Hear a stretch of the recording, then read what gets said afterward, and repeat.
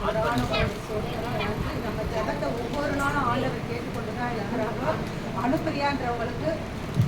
அனுப்பிரியான்றவங்க எங்களுக்கு ரிலேஷன் சொந்தக்காரங்க, அக்காவுக்கு மூத்த பொண்ணு. அவங்க கூட்டு குடும்பமா 3 வருஷம் இருந்தாங்க. அவங்க குடும்பத்துல ஒரே பிரச்சனை 6 மாசமா. அதனால சாப்பிட கூட முடியாது, படுக்க கூட முடியாம அவங்க அவ்வளோ வேதனைப்பட்டு இருந்தாங்க. எனக்கு 8ஆம் மாசத்துல இருந்து வீடு பார்த்துட்டு இருந்தாங்க. ஆனா வீடு கிடைக்கல. அவங்க வலிசர பக்கத்துல தான் இருக்கிறாங்க. எனக்கு சொல்லிக்கிட்டே இருந்தாங்க, நானும் ஜெபம் பண்ணிக்கிட்டே இருந்தேன். இருந்தாலும் எங்க அந்த பொண்ணு எனக்காகவே ஃபோன் பண்ணி ப்ரேயர் பண்ணுங்க எனக்கு வீடு கிடைக்கல, ரொம்ப கஷ்டமா இருக்கு, ஒரு குழந்தைக்கு கூட பால் காய்ச்சி கொடுக்க முடியலன்ட்டு அவ்வளோ வேதனைப்பட்டு அழுதாங்க.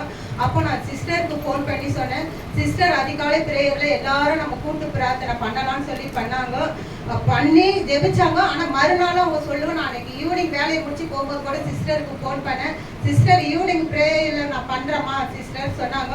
ஆனா அவங்க பண்ண ஜெபம் ஆண்டவர் உடனே பதில் கொடுத்தாரு. போன வாரம் ஞாயிற்றுக்கிழமை 1ஆம் தேதி அவங்க வல்சர பக்கத்துலயே அவங்களுக்கு வீடு கிடைச்சி இன்னைக்கு வெள்ளிக்கிழமை பால் காய்ச்சி இன்னைக்கு சாமான இருக்கிறாங்க.